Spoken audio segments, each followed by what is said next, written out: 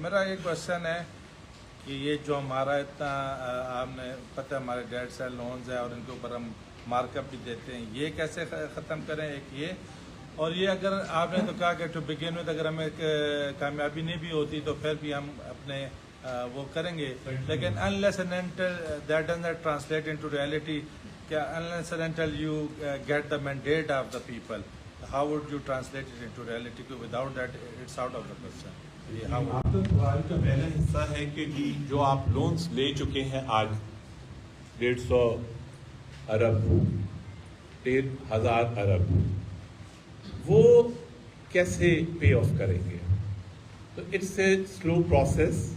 پہلا فیز یہ ہے کہ آپ نے اپنے ملک کے لیے ڈفرینٹ پالیسیز بنانی ہے۔ جیسے میں نے آپ کو اگزامپل دی ہے کہ اگر 5000 صرف جو اس سال دسمبر میں ہم نرسز بھیج رہے ہیں، تیار کر دیے، ہم نے جرمن لینگویج پڑھا دیا ان کو آ گئی ہے۔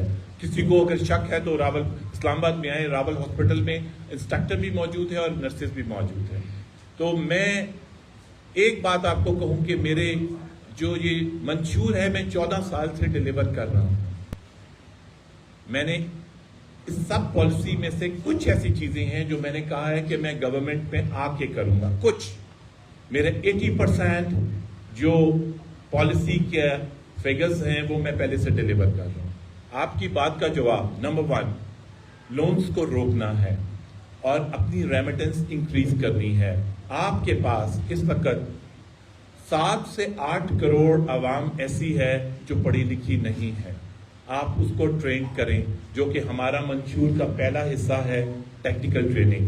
میں نے ابھی تک اپروکسیمیٹلی 2 سالوں میں جو ابھی میں نے آپ کو بتایا ہے منشور کا ٹیکنیکل ٹریننگ کا حصہ، وہ ہم نے 2800 سم تھنگ ہمارا فگر ہے جو ابھی تک plumber, electrician, security guard, tile fixers یہ ہم بھیج چکے ہیں۔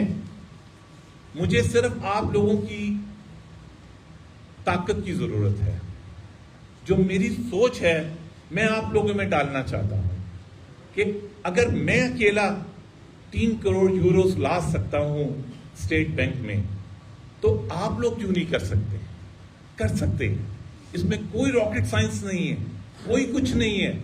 تو ہم نے 3 کام کرنے ہیں۔ نمبر 1 اپنی ریمیٹنس، اپنا جو ہمارا اس وقت سمجھ لیں اٹس اے بوم، جو کہ پڑھا لکھا طبقہ ہے وہ 6 کروڑ ہے۔ سوچے 6 کروڑ جا کے اگر 100 درہم بھی وہ بھیجیں تو ہماری ریمیٹنس کہاں جائے گی؟ نمبر 1۔